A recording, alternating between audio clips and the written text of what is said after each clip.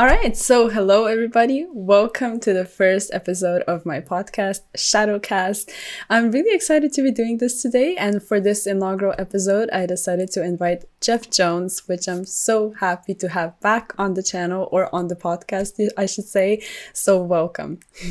Thank you very much. I'm excited to be back, and congratulations on your first episode of ShadowKast. Hopefully, it does very well, and you can keep going on with it. Thank you so much. That really means a lot. You guys have a dope podcast as well. So also, guys, when you're done watching this video / listening, make sure to check out the JRB podcast as well. You're going to gain a ton of knowledge and just enjoy and vibe. So there's that as well. And as for today, I just want to have Jeff on and just talk about the stuff that's going on in Yu-Gi-Oh right now, which there is a lot, actually, with the inevitable ban list. And also in the last couple of days, like not just the month, but overall, just there's a lot of stuff. So what do you want to talk about first? What's the first thing that comes to mind when you think about Yu-Gi-Oh right now? How have you been feeling in the game? Just have you been enjoying it, or? So I've been playing a lot with like my friends and stuff like that. Mainly because like we have this new set out with like two pretty powerful decks. You have like Pearly, and then you have Super Heavy Samurai. So I've been playing and practicing a lot because there is a YCS coming up. Yeah. And I think besides that, I think what is really on everyone's minds is the Forbidden List. We see it every day. Anytime Konami posts anything on social media, in the comments, there's going to be something about Forbidden List, right? For sure. And I think from a competitive standpoint, it's really frustrating the not knowing, because we do have an event coming up in 2 weeks.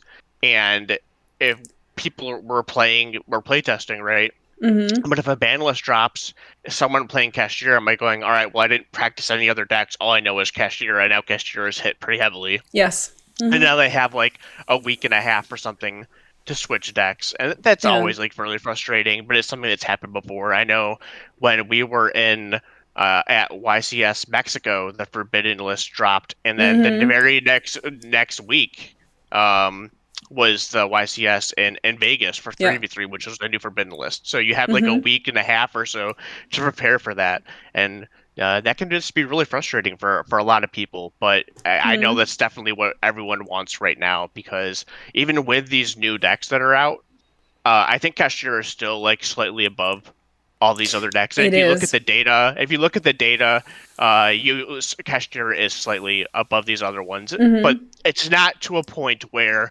Kashtira is like overwhelmingly powerful to where like it can't lose. It's not like Tearlament, obviously. It's just really, really strong. It's consistent. Yes. It does things that are oppressive to compete or to stop a lot of other decks from playing. And I think that can be really frustrating. I think another thing as well is when you don't see like a lot of Kashtira, I think a lot of people actually just don't even like playing Kashtira very much. I've noticed that at my locals, which is like 40 or 50 people. The amount of people who play Kashtira is like really low. There's a lot of the other competitive decks, but a lot of people just seem to like not like playing Kashtira, even though it's probably like the best deck. Yeah, no, I agree 100%. And I also regurgitated a lot of stuff. We're gonna tackle all of it. we're gonna get right into it. No, but yeah, I agree. Like, for example, you talked about how it happened at Mexico and then going into Vegas. And last year it actually happened at around the time of Nationals. Just like this year, I remember we had a ban list, I think a week before our Nationals. And I played Prankits at the time, right? I was really into Prankits, and they banned Meow Meow. And I only had 1 week, and I was just devastated. I was so sad.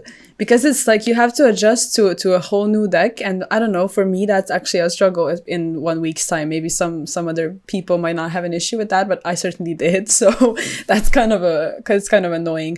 Overall, a lot of times what I see on social media, people will say how it would be great if we got like an approximate time, or an alternative would be that they would just say, okay, YCS Philly is going to be 100% for a fact under the last ban list. That would be great. Yeah.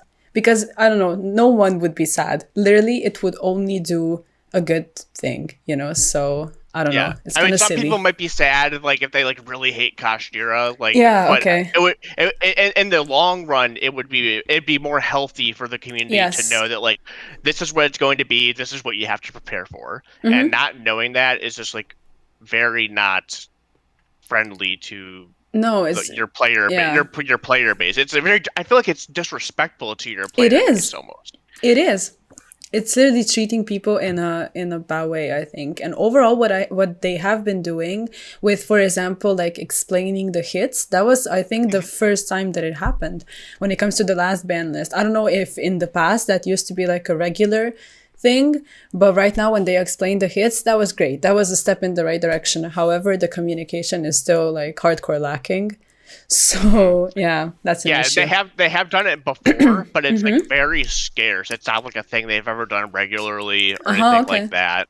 Um, but no, yeah, 100%. The communication is definitely not great. But that's No. something you see a lot with Japanese-based companies. They are very like Uh-huh. secretive and not very forthcoming. Uh-huh. Um, and it is mostly Western companies you will see who try to be like more transparent or like interact with their consumer base. Very rarely. It's like it's definitely a um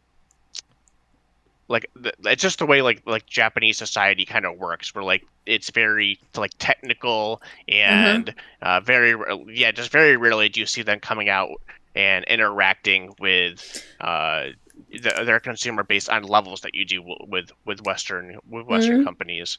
And even though we do have like Konami USA and we have like Konami Europe, at the end of the day, Konami Japan is Yeah. king above all, and they have Yes. the say of what happens at the end of the day. So, uh, people at Konami USA in Europe might want to be more forthcoming and Yeah. transparent, but if they go to Japan and are like, "Hey, can we do this?" Japan's like, "Nope," They're and like, nope. that's it. The conversation's over. No, that's just it. Imagine if there's no real like connection between the Konamis, like period. If there's like literally zero communication between like US and Japan. Japan is just like, do not ask questions, just do it. Like Yeah, don't. yeah, I mean, some companies are just gonna be like that. It's just Yeah. like, hey, it what we say goes. Like, don't don't bother us. And like, I know sometimes like communicating with Japan is like very hard. Um, they they obviously have a lot going on, Of and course. I think that there's like a cultural disconnect a lot of the times, and being able to have to like say that it's very, I think it would be very frustrating from like an American based company to have to like work with a company that whose culture is just so different, and the Yeah. way that they think and envision how things should work.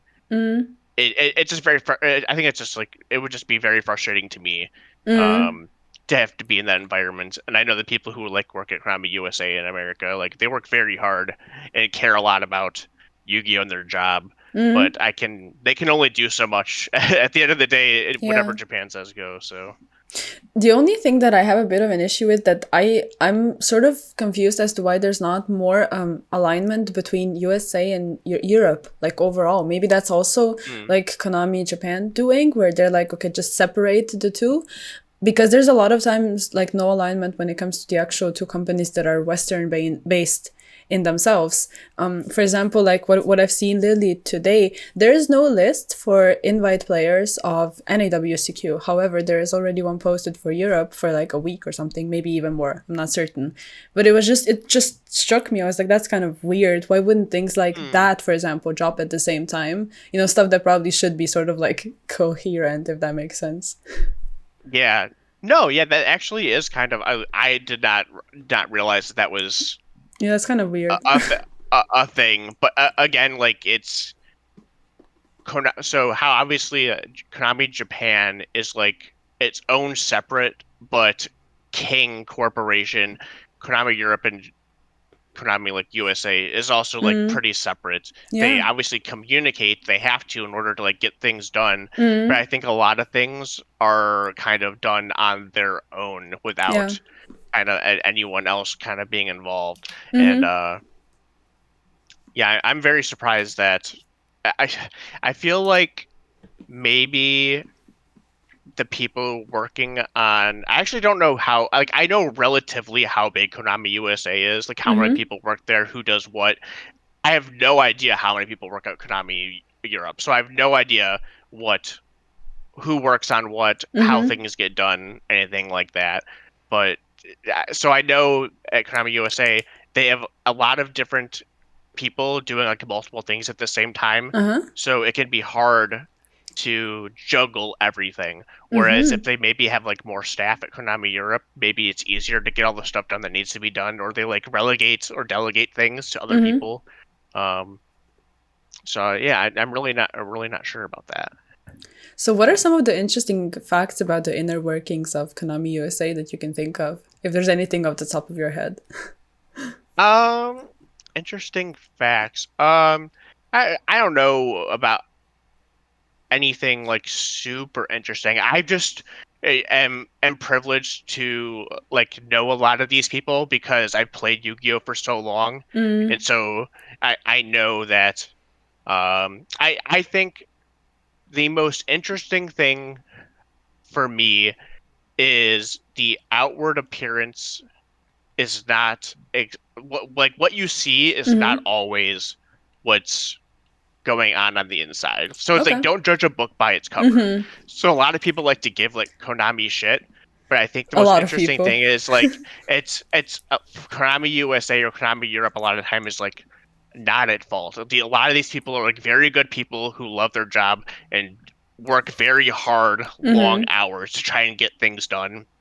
And I think that um, people would be less cynical if they understood like a lot of things that like Mm-hmm. people don't like are like not their faults. Usually it's like Mm. Japan saying like no, you can't do this, and then it's a lot of times I think a lot of the bad things in Yu-Gi-Oh are because of Mm-hmm. Konami Japan. All right. So I think that would be like the most interesting thing to a people Mm. who don't really know a whole lot. That's actually a great thing to point out because right now, for example, what a lot of people are giving shit to Konami for not, having a ban list out. Obviously, like Hmm. we talked about before.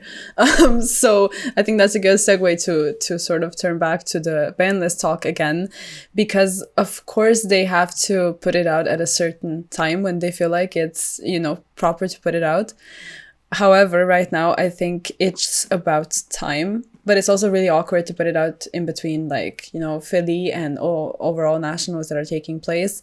And you also Hmm. talked about Kashtira, and I do think personally that it probably should be addressed just because of how oppressive it is. And you already touched upon that a bit, and I think it's a couple of things that you brought up are really good. It's really like this deck that's just so consistent and so above everything else to the point that it feels like it's suffocating the meta because it also has all of these anti-meta cards in it, but Hmm. it's still meta because so many people play it. So it should be touched, even if only slightly, because it's the first ban list post the deck's supports release in Photon Hypernova.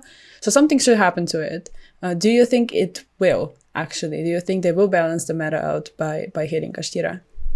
Yeah, absolutely. I think that the people involved. So first of all, one thing I want to address about the Forbidden List is a lot of times Mm-hmm. when it does take a long time, is because it does have this kind of inner working between the three companies of Yeah, USA, for Europe, sure. and Japan. So like USA and Europe will be like, hey, why don't we do this? And then they send things over to Japan, and they're like, hey, Japan, what do you think about this? And then Japan's like, no, and they have to send it back, and then they have to start all over again and stuff like that. Mm-hmm. So a lot of times when things take a long time with the Forbidden List, that is like a main reason why is because it's not just one company making a decision; it's like three, right? Yeah, literally. Um, but I think that the people involved realize that like, hey, so something else is that when you look at Kashtira as being like an oppressive deck, it also makes it so upcoming products might not sell as well because why would I play Yeah, this if Kashtira is still so good yeah. and does this? So that's another thing like banlists Mm-hmm. want to address is like to make sure that people with new cards feel rewarded for like buying and investing into those cards and product. Yeah. So a lot of times when you see product come out and it does really bad, it's because like, why would I use any of these cards over what already exist? And Mm-hmm. Kashtira kind of does that right now, where it prevents you from, at least on a slight level, from wanting to like try other things because it does things so well Yeah. consistently. It has like relatively few weaknesses, I think. Mm-hmm. Um, and so I think again they will do like some small hits, probably nothing involving like secret rares. It'll probably be like, in my opinion, if we just want to go like into like what we think will happen to Kashtira, Mm-hmm. I think like unicorn to 1 Oh yeah. and something else small like maybe they ban Diablosis Yeah. and maybe one other small hit. I don't think Fenrir will go to 1. Mm-hmm. It might go to like 2 or something. Other than that, maybe like Birth to 1. I think cards that are so also cards that they want to be able to reprint in the tins. They Mm-hmm. don't really want to hit. So like the field spell, I don't think will get hit because it's like the money card Yeah. and they'll be able to reprint it to sell things in tins and stuff. Same with like Tearlament, right? Tearlament still has Yeah. like their 3 The field field spell. spell Mm-hmm. and stuff like that. So I think they'll go with the lower things that aren't as much money as because those hits are also like pretty relevant. By hitting Unicorn to 1, which is the best Oh card in the God, deck, let them do obviously. it, please. That yeah, hitting Unicorn to 1, that'll be that's like a pretty significant hit, and Yeah. I don't think that the Kashtira deck is to a point that other decks can't compete. Like you still see this deck losing. It can Yeah. lose. Other Mm-hmm. decks still win. So just knocking it down a peg with like 2 or 3 hits will probably put it in a place that Mm-hmm. it feels much better to play against other rather than getting completely blown out by like just Mm-hmm. a Rise Heart and just consistently being able to like recuperate resources because cards like Birth are so good, like Birth and Theosis, which both let you get back your cards. Yeah. So I think that's what makes it like so strong. Is not only can it do these oppressive things, but Mm-hmm. it can recoup its resources very well. Yes. And being able to recoup resources is like a very dangerous thing, and we've seen this before with decks. Like if you can get back your Yeah. cards and It's reuse your cards, invaluable. Mm-hmm. yeah, it is so valuable, and it makes it really.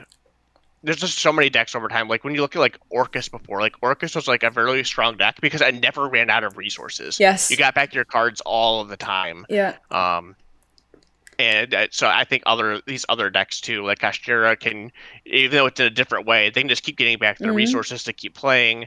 You'll see this with like some other decks too. But I think a lot of the decks that can't do that are like at a significant disadvantage compared to Kashtira. Oh, for sure. A lot of these decks are kind of like once they blow their load, it's over and done. Like Math deck is a pretty like one and done deck. Like you blow your load, and if you can't kill them with Access Code Talker, Mm-hmm. it's probably like not very very good. But Yeah. yeah, even like branded, I don't think branded is in a significant. I don't think branded is in like a very good spot in this meta. But Yeah. branded also like can like regain its resources pretty well. Yes. With some of their cards and like the certain cards like add back from the graveyard to hand and stuff like that, and even like the branded's fusion monsters shuffle cards back into your deck, Yes. so you're able to get those cards again later. Sprite I was think great that at having follow up and being able to have the grind game. And then after the elf mm, hit, I don't think a lot of people like they were annoyed, of course, with the elf hit. But the real significance of that hit, I think, is that you don't get the grind game anymore, and you don't get your resources back as easily anymore. And that's the main issue. Even if Sprite can, for example, still put up a good board, you still need all of these supplemental engines to help you hmm fare post turn 2, for example. So that's like a big issue, and that's also one of those decks that really, really suffered from a hit, not being able to have as many 100%. resources. Yeah, that was what I was gonna get to next. It's like Reese with Mm-hmm. sprites with that Yes. with that elf hit. It is kind of again like you set up your board turn 1, try to stop your opponent from playing, and Yeah. then try to like just get rid of all of their cards in one turn to make sure that they can't play. And if you can't do that, Mm-hmm. you can't recoup your resources or anything Mm-hmm. like that and play like another solid 2 turns. Yeah. Um, So yeah, I think a lot of people. So there was like a post on Twitter about like what Mm-hmm. the best decks were, and I feel like people were upset that people don't think Sprite is that good, and I am one of those people where I don't think Sprite. When I look at Sprite, I think, what does this deck do better than the other decks? What does it Mm-hmm. have going for it? And I don't think that there's a lot going for it that other decks cannot do better. Yeah. I'm not saying like Sprite can't win. Obviously, any deck can win, especially if you go first. Like I played Mm-hmm. at locals with my Pearly deck, and I got destroyed by a Sprite deck one round because Mm-hmm. he just went first, opened up full Sprite everything, and I drew like really like multiple hand traps that didn't do anything. One Pearly monster, no spells, and sometimes that just happens. It's not Yeah. it's the same thing with all of these decks. All of these decks are strong enough to be able to win. It's Yes. just what is going to win the most over a long tournament. And I don't think Sprite is that kind of deck. I don't think Sprite, for the most of the time, it can, but I think other decks will be able to do that much better than something like Sprite. Yeah, I think it's a very decent choice. However, it does have some flaws, just like you pointed out. And I think also with the new set, a lot of people are going to be shifting to decks like Super Heavy Samurai. You also mentioned Mm-hmm. Pearly yourself. And there's other decks coming out of that set as well. Are there maybe any decks that you feel like are sort of underdogs coming from that set that may not be the two best decks that we'll also discuss later? Like you have stuff like Manadium, there's Gold Bright stuff, interesting things. Mm-hmm. However, do you think any of this is going to have some kind of impact? I don't think right now immediately. Obviously, the Gold Pride cards, the second wave of Gold Pride stuff is actually like pretty good, and but it's again the kind of situation where I ask myself in a long tournament, what does this do better, or what advantage does this give me than the other decks? And I don't think it has any sort of advantage, but it doesn't mean that it won't eventually. Like with the right ban list and or maybe more cards coming out that would indirectly support it, I Mm-hmm. definitely think there could be a world where like the Gold Pride deck does something. The one thing that I did have a problem with is the deck does pay a lot of life points, which is kind of its gimmick, is being behind in Yeah, of life course. points. Mm-hmm. Uh, but I watched this deck be played a multiple times, and it, the sometimes games can go long, especially if people aren't familiar with your cards. Yeah. And I watched two times this deck lose in time because Mm-hmm. they were not able to. They were just like behind in life points, and they couldn't recoup or kill their opponent, which is like kind of worrying for me. In a longer tournament, how many times am I going to go to time with this deck? Yeah. Um, but I think there is something there to where that deck could possibly be functional or pretty decent, at least to the point where it's like it goes into the category of, yeah, this deck can beat the other decks. It might not be the best deck, but it can still beat them. Mm-hmm. You had a really good post on Twitter, I think, Uh, about that deck and about the entire thought process behind like how sometimes a deck will not be able to do what the other decks do, or will not be able to do what the other decks do, but better. And I think your example mhm. was with Gold Pride and all that. Also, guys, make sure to follow Jeff on Twitter. He has a ton of takes he likes to share on Twitter, and I think it's a cool place to follow him. So make sure you do. And also, if you're still watching / listening at this point, I want to thank you. We appreciate you. And also, if you're only tuning in, just listening, you'll be able to find the entire video with the picture and everything on YouTube as well. So make sure to tune into that as well. So yeah, getting back on track, I think the gold price stuff is interesting, but like you said with the life point stuff, I agree 100%. Like sometimes you just don't want to leave it up to fate. You don't want to be going into Mhm. Simon risking. And also another deck from the set that I think has some issues is Manadium, mainly because it's literally Mm. an iteration of Super Heavy Samurai, but worse. It's pretty much what it is. So it does the same combo, but requires a bigger engine and just struggles with, I don't know, there's like niche stuff like the field spell, changing your stats so you can summon your Manadium stuff from the hand. Just like it literally feels like the archetype is clashing with itself, which is kind of annoying. So yeah, just what's your thoughts on the other stuff like Manadium or something like that? So I'm going to be fairly honest, I am not extremely well versed in the Monadium deck. I do know like what generally like what the cards do and what it's trying to do. But I'm not a Monadium aficionado by any Right. means. However, but I do look at this deck and think this deck looks like it's trying to be like some sort of synchro combo deck. Yeah. But again, what you're doing does not seem great compared to things like Super Heavy Exactly. Samurai. Exactly. And the one thing when I look at this deck is all of the versions I've seen. Like I know I've seen like a Japanese version. I'm sure people have done this here too with like the Elemental Hero Prismo stuff. Yeah. And the Elemental Hero Prismo stuff, it's like a combo deck, but it seems like you have to use a lot of your cards to do what you want to do. And once you do it, I'm not sure. You can tell me if I'm wrong or if I am missing something, but I don't know any of the cards.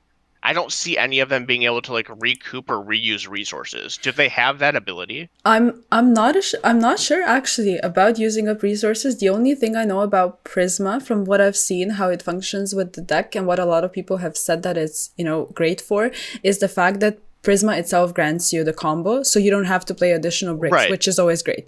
So that's a really, really good thing about it. But other than that, I'm not entirely certain. The issue with the deck that I was seeing when I saw like how it plays and stuff is mainly that if you're trying to protect yourself via going into something like Baron, you literally have to stop there. If your hand is not, busted like to oblivion, you have to stop if you want to be secure, but then you have to stop your entire turn. So that's the issue. If you want to like put everything on the board, you may not have as much follow-up, and you also may get Nibiru than just pass.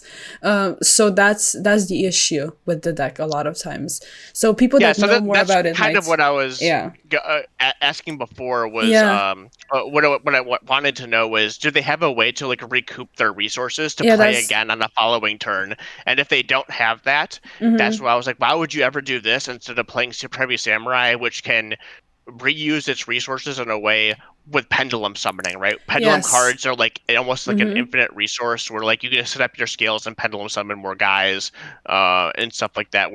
So the Super Heavy Samurai deck, even if you are able to like break their board, Super Heavy Samurai can play on the following turn and make more easily monsters. Like Wakaushi literally, why does Wakaushi get to go back to the scale? I have an issue with that. I think that's unfair. When I started playing against that deck, so my partner Max has been playing that and I've been playing Pearly.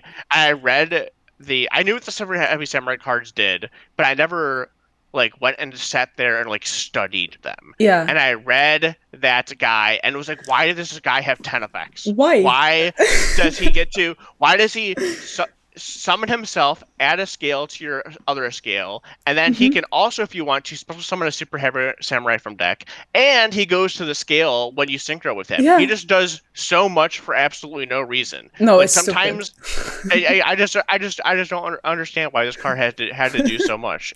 Only that card is used for evil. That's what I like to say. It is. To see his little face, he looks evil. He's scheming, So yeah, that's my issue with Super Heavy Samurai. Other than that, do you think Super Heavy Samurai and Pearly might be a bit overhyped by some people? Because I've also heard a lot of people say how, Pearly is kind of not the best deck and may have been too overhyped because people compared it to OCG, where there they have Max C and the deck is doing much, much better. And also over there, combo decks are like toned down a lot because you just cannot afford to play it a lot of times. A combo deck that's going to lose to Max C. And also Super Heavy Samurai does seem like it has some points where it really, like choke points basically, where it really struggles. Like Ogre on Wakaushi, stuff like that.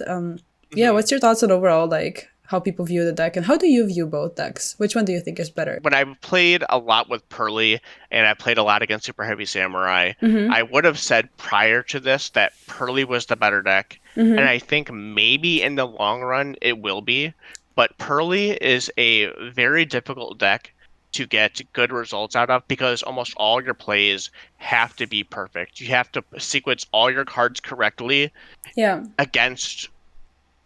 You have to basically evaluate what hand traps your hand is weakest against, and then play your spells and cards in order to mitigate those hand traps. And if you missequence one thing, it Mm. is like you can basically just lose like that, and you'll end with like basically nothing. And then every other deck which plays with like one card makes these super strong fields like Kashtira and super heavy, and they will just mow you over, and you won't be able to do anything. I feel like with this Uh, deck, there's a lot of thinking ahead that needs to be done, and it sort of feels like you're putting a lot of pressure on yourself because it literally mhm. depends on you. When you're discarding cards, for example, there's the interaction of pitching something and then using it later with the regular Purdy. I'm sure that comes up a lot, and just stuff like Mhm. that where you need to think a couple steps ahead, and then it starts feeling like chess, literally. So if you're good at that type of thinking, then this deck is probably going to be for you, aka for Jeff. So, I think. Even then, like I realized, like I said, I've been playing a lot, and I've realized like I've made like a lot of mistakes, and like Mm-hmm. my turn will go on, and I realized like shit, I did this wrong. I should have like discarded this card instead, or like, Yeah. oh, my hand was like weakest to this hand trap, but I played around a different hand trap, and Mm-hmm. now like now something bad happened, and I'm probably going to lose. Mm. It, but yeah, so Like if it's. you're playing this deck, I think you need to be able to analyze your games back and really think about Yeah, what went you wrong and have why it it's a deck you happened. have to play a lot with Yeah. in order to get the best results. It reminds me of like very much like Sky Striker, where like if Mm. Sky Striker like it was a deck that like if you didn't manage your resources correctly, especially in the mirror, it was Yes. very easy to lose. And now this is like even more to an extreme because the other decks in the format right now do such crazy things that if you mess up your play, they're gonna start doing those crazy things with their one card Mm-hmm. and you won't be able to do anything about it. So it's very it's difficult for me right now to decide if I want to work that hard to play Pearly, Mm. if I feel confident enough to like, oh, it's worth working that hard for the results. Whereas you could use something like Kashtira where you don't have to work that hard to get the payoff, right? Yeah. The ceiling, like you invest very little into very strong cards with Kashtira.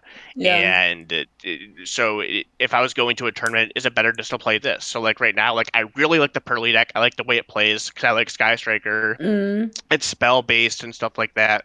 And after playing, I was like, man, if there's no forbidden list before Yeah. this Philly YCS, I'll probably just use Kashtira. Kashtira has a lot going for it. It still gets to use things like Dimensional Shifter, which beats these other decks Yeah. really badly as well. Mm-hmm. Um, so yeah, it's just really hard. And then when you come to Super Heavy Samurai, that deck is definitely better than I gave it credit for. But again, I think it still has flaws. Yeah.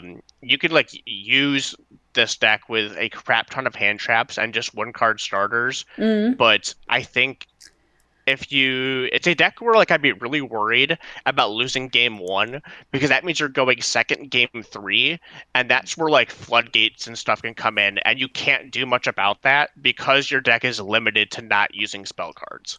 Mm-hmm. So like Max played at a case tournament yesterday. It was like a Nintendo Switch and case tournament for Mm-hmm. the new set, and he played Super Heavy Samurai.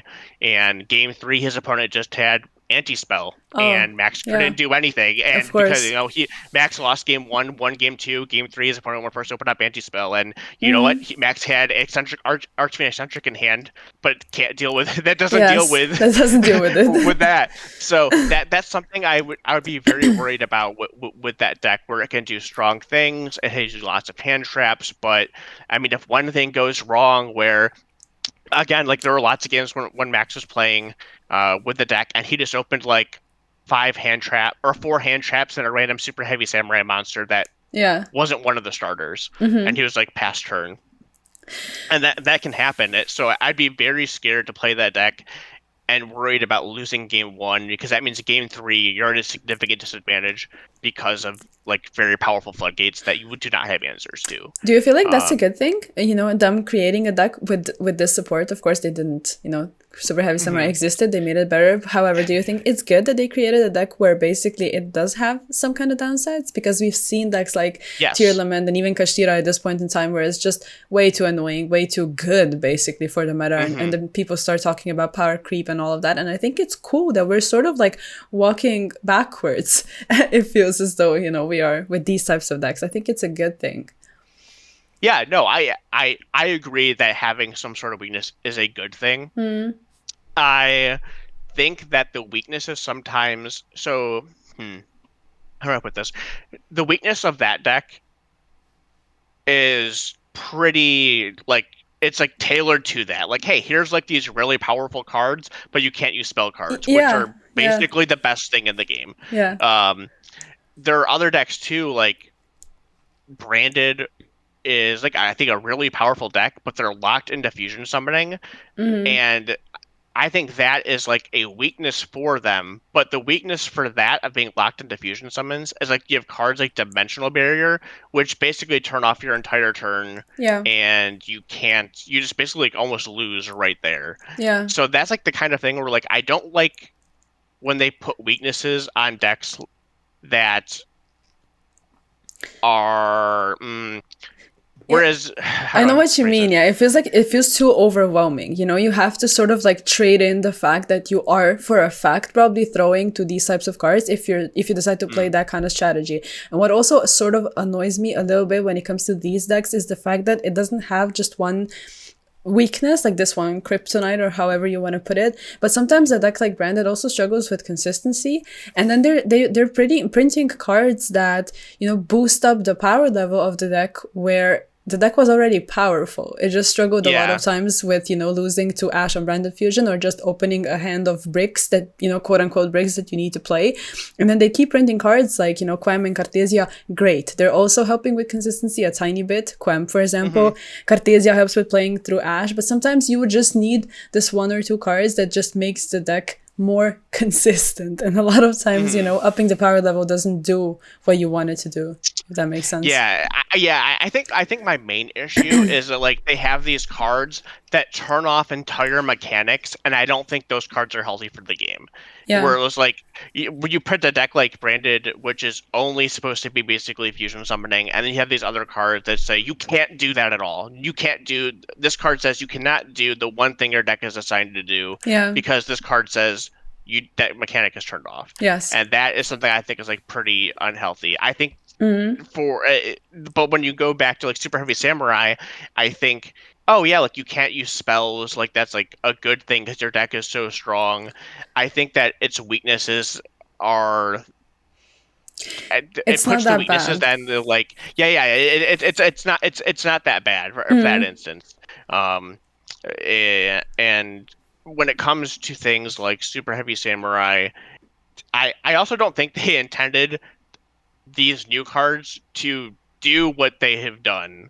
If that makes sense. Like when they made them, I'm sure they thought, yeah, these cards are really good. But there's no way in my mind that like Konami Japan made this and thought the deck the way it is now is going to end up the way it was. Like, I mean, I don't think they were going to be like, oh yeah, now you just have like infinite everything. You basically just like get to make whatever you want with these cards. It's kind of weird. A lot of times you can't really tell whether or not they knew it or not. For example, when they made Zodiac, from what I've heard, that was them testing out the Link mechanic and seeing how a strategy like that would fare against Links. And then they nuked Zodiac and pretended it never existed, pretty much. So there's that. But sometimes they will, I think at least, they will test a ton, like literally test. They will, you know, sort of have everything thought out. However, the player base always manages to surprise them with a lot of things. Yeah, no, absolutely. And I have like game design is something that I'm really passionate about and like learning about. And that's something that most companies who create games say that like they are just creating the template and players are going to take that and create something new, right? Same thing like Magic. They just like Magic or Pokemon or more. Pokemon is more linear, but like things like Magic, where like here we create these cards. You come up with the combos that we couldn't think of. And I think Yu-Gi-Oh is like an extreme of that because there are a lot less limitations in Yu-Gi-Oh. Yes. I mean, we do have the limitations in the form of the ban list that we can circle back to, because there is a lot of talk about that. Do you actually think like they will have some significant hits? Because, for example, I personally think they might have like a bit of a tap on the wrist for Kashira, bring maybe some stuff back and just leave everything as is, because they like to have diverse formats in the times of Nats seasons, so as many people as possible come to nationals, because obviously a lot of times ban lists are going to be, you know, money motivated and just, you know, event attendance motivated and stuff like that. So yeah, I definitely think that Kashira will get more of a slap on the wrist and not like a complete and utter neuter. It's weird because a lot of I think this list will probably be like, whenever we get it, will be fairly small, simply because they're going to look at the data from certain events and say there's a lot of decks that are doing well. Kashira isn't winning every event. And some of these other, like, you still have deck like Brandon has won events over in Europe. I'm sure MathMech has, even things like Labyrinth and stuff like that. All these decks are doing fairly well and can win, and so I don't think they want to go heavy-handed with this forbidden list because they want to kind of keep that in check. Maybe I don't know. I mean, me personally, I would also maybe want to like slap MathMech on the wrist a little bit, I mean, just because I think there's a lot of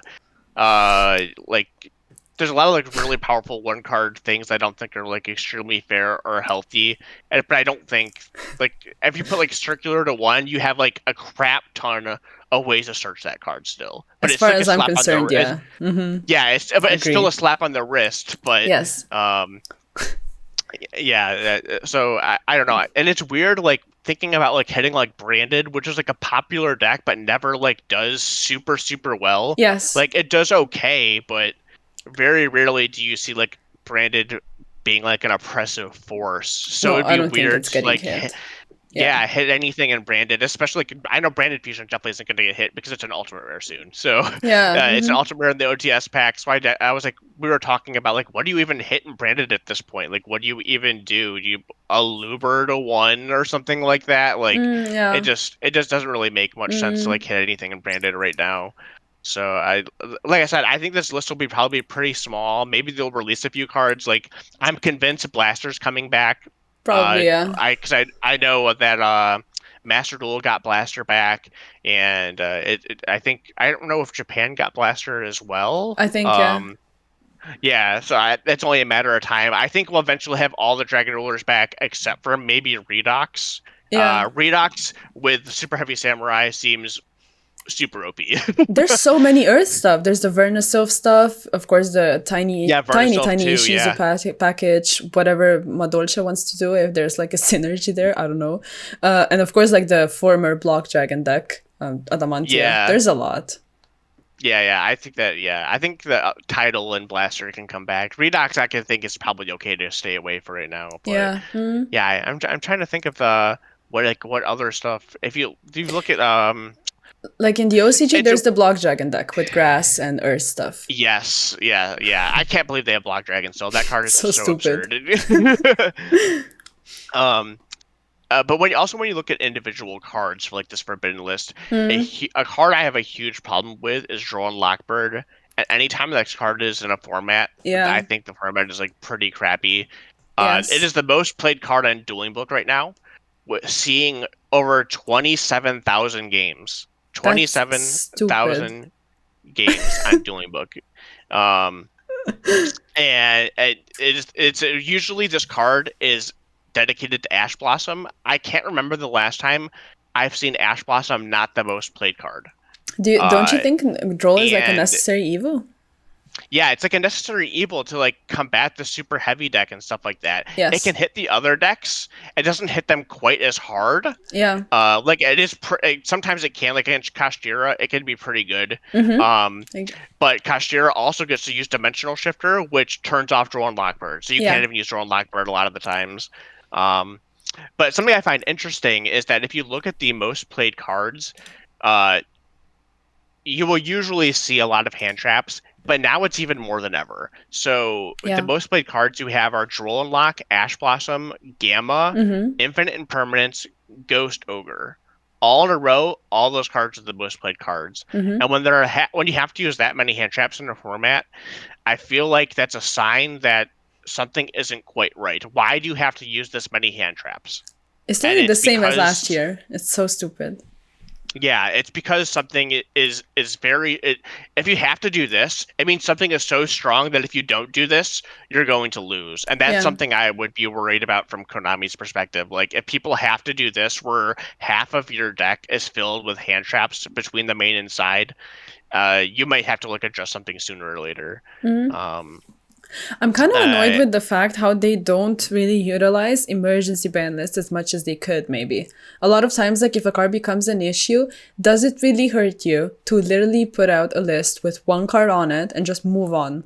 You know, I don't know, maybe I just can't comprehend the inner workings of a company to the point where this would yeah. be like an issue and I don't see it, but I genuinely don't see it. I think the emergency list should be much more utilized. So I agree. But the reason I think that it's not is because they need first of all they need data to be able to take and show Konami Japan like this is a problem. So like Mm, if they want to go to Japan, it's like, hey, we want to ban this card. Japan will say, all right, show us why this is a problem. And yeah. if like Konami Europe and America can't do that, Japan will just say, all right, screw off. You're not doing that. Um, so while we might see like, oh, like this is going to be a problem, Mm-hmm. unless Japan sees data, that they don't care. Yeah. So that's why like a lot of times will also take a while for Banlist to come out because like that data needs to be there in order for Konami, USA, and Europe to get their point across to like this is what needs to be Okay. done. Here's the data that shows this is what we're saying is true. Mm. All Um, right, understood. So, yeah. I mean, with the ban list and all of that, like, what does your preparation look like personally for Philly and also NAWCQ, which I mean, I know is July, but still, like, Mhm. I'm pretty sure you're getting invite even if you top with the 3v3 YCS, right? If I'm not mistaken. Yeah, yeah, no, yeah, absolutely. I mean, you probably got the invite like I don't know 5 times already, but I'm just guessing. But yeah, Yeah, yeah, national, yeah. WCQ is already in. We're all ready for that, prepared for that. But dope. yeah, I think it's weird. So for Philly, it's one of those things where if there's no forbidden list, I'll just keep using Kashtira. I played it a lot. I'm familiar with it. Mm-hmm. Um, things like you can use things like Gamma and Dimensional Shifter very well in this deck. Um, it's just I think in a long tournament, Kashtira has the best chance for me and most people Mm-hmm. to do well at Philly, given there's no forbidden list. If there is a forbidden list, I might just go with Pearly and see how it goes. Like if Dope. I might not get the best result, but I really like the deck, and I still think I can do well. Um, but as for like WCQ, we haven't really started preparing for that because we definitely know by WCQ we should have a forbidden list. Yeah. Um, and I also think for us, we will also have another set, which The Wild is what is Survivors, this? I think. Wild Survivors Yeah. and Battles of Legends Monstrous Revenge we will Monstrous have. Revenge. Yeah. And we don't know all the cards in Monstrous Revenge, but there are like some things to note in there, like that the Synchron monster, the level 2 Synchron monster. Axo something Do you know what I'm Axo talking about? Stardust or something. No, no, not Axo Stardust. I know what you're talking about. I just cannot remember the name. He's yeah, he's Yeah. a level assault Assault, not synchron. Axo. Yes, Yeah, yes, yes. Assault. Yeah, yeah. yeah, assault synchron, very strong Yeah. tuner Mm-hmm. monster Yes. that can open up plays for a lot of decks.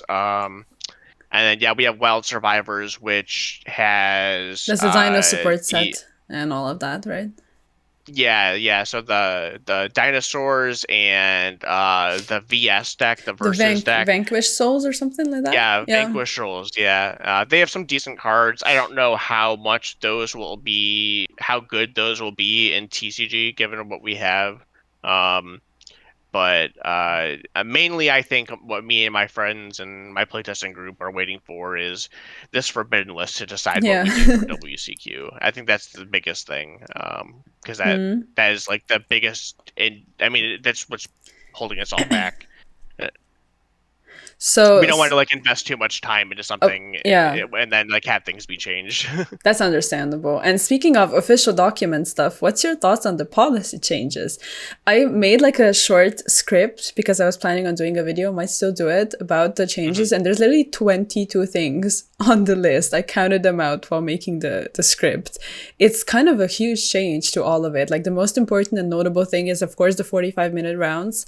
And there's also a lot of other things that sort of are a bit weird, you could say, about like social media presence and some of the stuff you can and cannot say. There's a lot of strict stuff from what I've seen. And another thing that was really cool and just a sort of a meme was the example with 2 engages that they did. You probably saw that in the policy, which is like hilarious. So an example of a person having 2 engages in their hand or something, which of course is not a thing right now. So that was cool. Yeah, what's your take on the policy and the most notable changes, or whatever you want to talk about when it comes to it?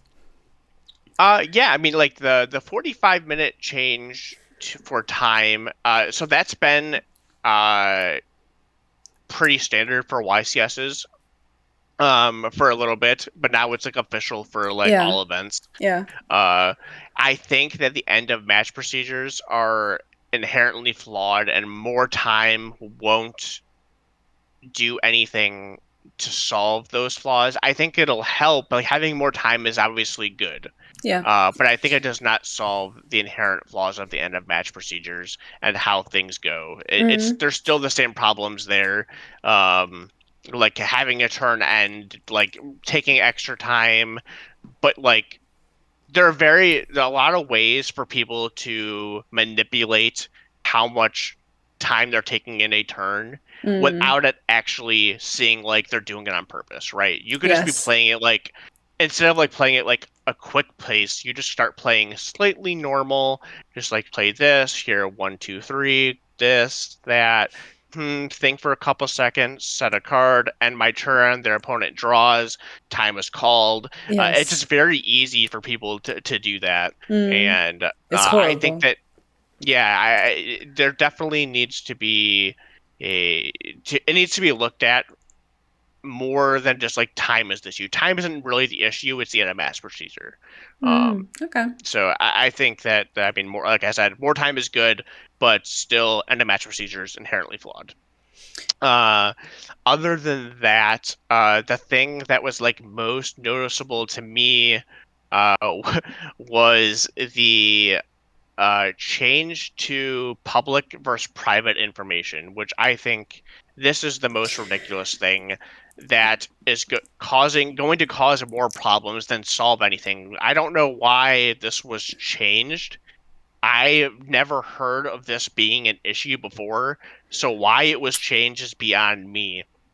So basically, the definition of private information is changed to basically, after your turn ends, any card or effect that you used or searched or had anything you did involving your cards stops being public information and is now private. And you are not supposed to answer any questions regarding your cards, regarding anything that happened more than a turn ago. So if my card was Book of Moon face down, my opponent cannot ask what are the stats of that card anymore. Yeah. Before, you would be able.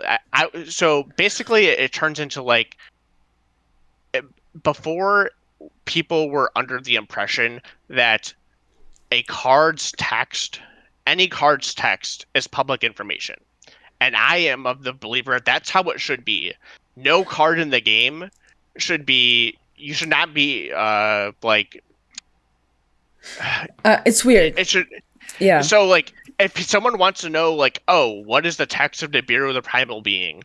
Yeah. You're not allowed to know what that card's text is anymore. That's Before, weird you to would be me. able to ask Yeah. a judge, like, what is the card text of this? And a judge could answer that for you.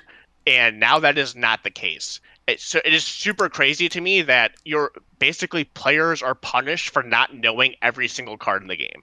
That's what it comes down to, and that is utterly ridiculous to me. So it is how it works, right? Because that's how it came across to me when I read it. At first, I only thought that they're trying to clear up what's public and private information at the end of the turn, which makes sense because, like you said, you put it well when you said that we were under the impression, because it was never really clarified to the point where a lot of times, for example, you would see a game where people are talking like, okay, you need to show me what you said off of Scarlet Sanguine like a turn ago. And it makes sense. And someone will just flip it up and say, yeah, that was said. Okay, that's public knowledge, whatever. But a lot of times someone would search something and then a turn later, the same opponent could maybe ask, okay, what is your search? And the person goes, oh, that, I'm not telling you that. I can tell you what I said off of Sanguine, but that's not, I'm not telling you that. Okay, cool, sure.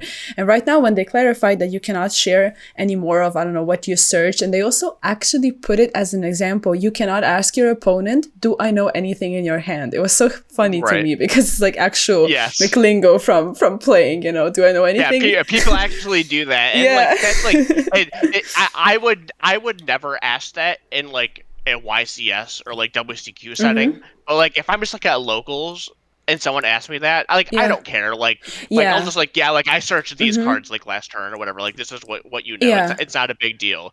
Obviously, in a big tournament setting, if someone like someone is like 5 minutes into their turn, and they're like, oh yeah, what did you add off this last turn? I'd be like, okay, like this was like a turn ago. Just please keep playing. Like, you're taking more time. I was always doing it that way as well. Like, while you're still on my turn, I'm telling you everything. You can know literally everything. So I was always under the impression that that's how it works. Period. However, now after they changed it, at first glance to me it seemed like they just clarified it. Okay, cool. When the turn ends, you cannot share any more information. Sure. However, the part where, like I made the example before, with setting a card off of something that you cannot actually ask about that particular card, that's very weird to me because you literally can tell. You know, you should be able to tell the setting of monsters with stuff like Book of Moon, just like the example you said. I also sort of believe that before you also couldn't check stats. I don't know, I wasn't aware of the fact that you could, because I guess the game like recognizes it as an unknown monster. Yes, however, that's absolutely true. Yeah. In that part, yeah. I mean, you could like ask someone, like you said, at a local environment or even a small regional or whatever, and they might tell you. However, the part where you cannot, it's worded very weirdly in the policy, or maybe it just seems that way to me, because it says like the contents of, you know, the hand, whatever that was searched cannot be made public anymore. You cannot know what the effects are. However, it doesn't say anything about you asking a judge about a random XYZ card that, not XYZ, but a random card that exists in the game. Like, how do you view that? Because So there is something that says that now. That says you cannot ask about anything that isn't directly in the game and that isn't under the public information clause. Yeah. So that part I couldn't really understand. I originally thought it was like, oh, you can just ask like every card that exists is public knowledge. I thought that's how it was. Yeah, and then there's a clear, so like if a card was set, you couldn't ask a turn later, like, what is that card set? Your opponent doesn't have to answer that question. But if you knew what the monster was, you could ask a judge, like, what is the text of a random card? Yes. Of whatever this is, and the judge would tell you, or exactly. Or to avoid calling a judge, your opponent would just tell you, right? Yes. But there was, let me like see if I can find it without taking too long. There was it's in my group chat somewhere. I also have it pulled up. I came prepared. Have the policy pulled up over here. Let me just see what it's under. So under what changed, it says we clarified what public knowledge covers, and it says what does this mean? Public knowledge has specific limitations. Some duelists and judges have taken card text as public knowledge to mean you can ask for information on absolutely any card. This is not the case and has been clarified. I made like the example of my opponent activates an effect to synchro summon using a gold pride monster. and you want to know the text on a Gold Pride Synchro monster before they summon, you're not Yeah, allowed to yeah, know yeah. that. I saw You're that not allowed post to of know what yours. it Yeah. is. You're just Uh, like, surprise. yeah, it's just going to be a surprise. You're going to figure it out whenever it happens. Yes, yes. Um, so yeah, I think again, so in the way I see it, your players are being punished for not knowing what every card in the game does, and Yeah. I think that is it's never been a problem before. I can't tell you how many tournaments I've been to where me or I've seen another player ask a judge, "What is the text on this card?" It takes Yeah. 2 seconds to show them, and the game continues. And you It's have not like it's something Neuron. that Yeah, it feels like it's designed to do it specifically that, for you to be able to check it's cards. weird because Neuron is designed for that, but Yeah. in the policy documents, it states that you're not allowed to use Neuron for anything except for like keeping track of life points. You aren't That's allowed to look up cards on so Neuron, insane. which is I just don't understand why even. Yeah, I mean it has this function for tournaments, and you're not allowing people to use it. Yeah. Um, like No, as it's long as you're wild. playing at a pace that is acceptable and not stalling out the game, I I don't think there should be a problem. Like I agree. if there's like 5 minutes left on the clock and your opponent goes, "Where's the text on this card? I'm gonna check Neuron." I would say, "Okay, this is fishy. I'm gonna call a judge." Like you would Yeah. for any slow playing thing. Like if you think your opponent's slow playing you, you call a judge, Yes. right? But if this is just like whatever, 10 minutes into the game, you want to know the text of a card, you take 30 seconds to look it up, and then you keep Yeah. playing. Mm-hmm. So I think it's pretty ridiculous. This was never a problem, so I don't know why they did this. It seems like it just creates more problems than it fixes anything, because I don't think it was a problem to begin with. I've never Yeah. heard anyone complain about not the at being able to obtain the Yes. text on a card. I've never like I don't know if you have. Me- Nowhere have I ever heard No. anyone say, "Oh, this is crazy that they can ask for the text on a card." Yeah. No, They're no like, one has okay, ever dope. said that. No one Yeah. has ever had a problem with this. Why are you Yes. making this an issue? Yes. But I don't anyway, know. that's my rant about that. It made me very mad. I think it should I make other agree. people mad too. Like It did. It made me mad.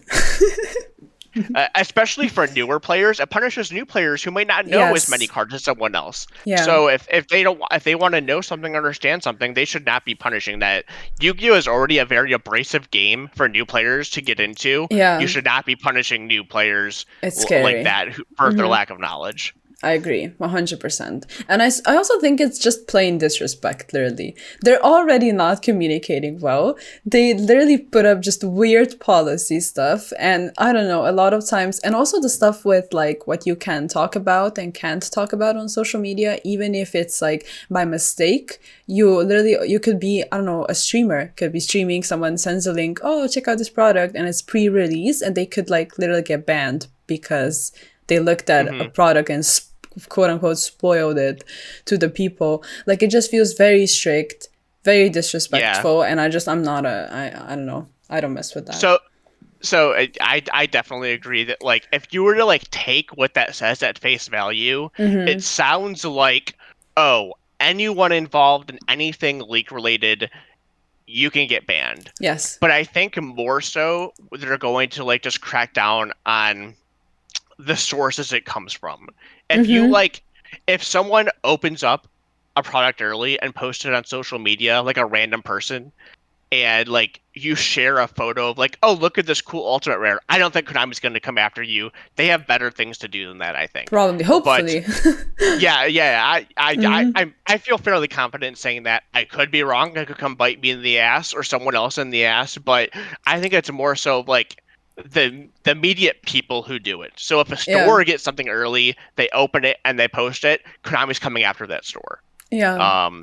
And whatnot. I think it would be very bad PR for them to like ban someone like you. Let's say you're streaming on Twitch and someone sends you a link and you open it and there's like a whole bunch of leaks of new cards.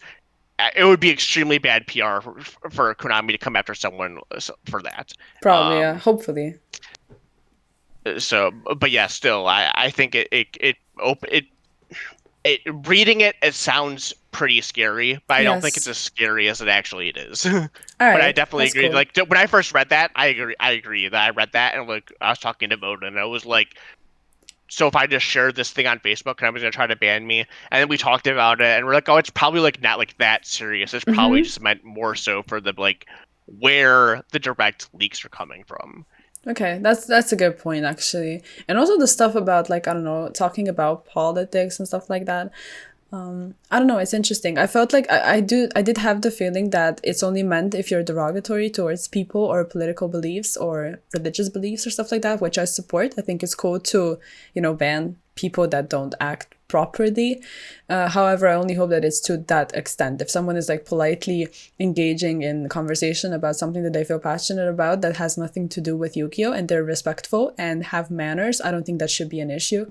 Probably won't be, but still, I felt like it's something to talk about. I think I kind of know what you're talking about, but can you like elaborate on what It the said policy change like was? I think it said basically, let me try and find it. And then it's stuff about, okay, so it's bashing religious groups. I understand that. And then it's stuff, do not use, post, distribute, or link to religious or political content. That was the sentence that sort of confused me because it's like, I understand banning people, but I don't think, I mean, I'm not into any of that.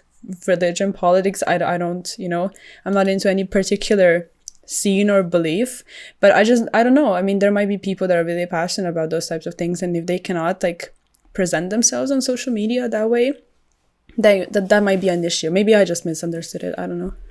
So the way this is worded is like very weird. Like, what is this Exactly. even? What is this even like talking about? Do you Yeah. know any like? Do not use, post, distribute, or link religious or To political religious or political content. content. And then in the same sort of paragraph, it says that this includes any bashing or derogatory comments towards those types of groups. But I don't know if the inclusion part means that it's only derogatory comments or you overall taking a stand for something, if you know what I Yeah, mean. so this first part sounds like a very general statement, like Yes. saying do Yes. not do anything Do involving not this at do all. it. And then Yes. it goes on is like this includes and lists specific things, Yes. but It's by weird. saying this includes, it's saying like this includes, but also there is But like also more. plus the other stuff. Yes. Oh yeah, yeah. That is very strange. I can't imagine like it's like someone like posting something like involving Donald Trump and saying like, "Oh, look how like what a sexist pig Donald Trump is," and then like Konami banning you for that Yeah. seems like what this would say. Like this sounds like, Yeah. "Oh yeah, we can ban you for this," Exactly. but can't imagine them ever doing that. That's just absurd. That's just that's that's Yeah. just ridiculous, or saying anything. So I think hopefully this is just a very poorly worded sentence, and Yes. is just trying to talk about do not post, distribute, or link religious or political and content that it probably should say that includes bashing or derogatory Yeah. comments It of feels like there religious should be or a religious comma there groups. or something. Right, yeah, it should Yeah. be like all one sentence. Yeah, do Yeah. not use, post, distribute religious or political and And the word should be content, that includes, not comma, this includes. that includes any bashing. Yeah, I Yeah, feel that like would this be a has to just be correct poorly sentence. worded. Yes. Okay. So yeah, I guess this was weird. Yeah. Overall, us ending on a bit of a very official note when it comes to documents and stuff like that. If you guys are still watching, I'm very, very grateful. I'm sure Jeff is as well. And like I said before, make sure to check out his, Bowden's, and Ryan's podcast as well. And overall, I really enjoy talking to you. I always enjoy talking to you. So whenever you want to make a comeback on the podcast, you're always welcome. And I'm just hyped to have you as the first guest, honestly. No, thank you very much. I always enjoy talking to you and talking about what's going on in the game right now. For So sure. whenever you need me to come back, just shoot me a message and I will join you for another podcast. Just join me for a rant. Yes, exactly. Yes, I'll always enjoy a good rant. Well, that's dope. And if you guys enjoyed it, please let us know. And of course, whether you're listening in or watching, I appreciate all of the support. And like I said before, if you're only listening, make sure to check out the video version on YouTube as well. And when it comes to YouTube, podcast, all of that, follow, sub, make sure you're notified when new episodes go live. And please feel free to let me know which kinds of guests you would like me to feature. I'm planning on having many more people on to talk about Yu-Gi-Oh, everything that's going on, to talk about the meta, any kind of topics you guys would want me to feature, all of that, I would gladly do it. Thank you again, Jeff, for being a part of it. Really enjoyed talking to you. And of course, guys, make sure to check out all of his socials and the podcast. Make sure to sub, like, and I'll catch you guys in the next episode /video.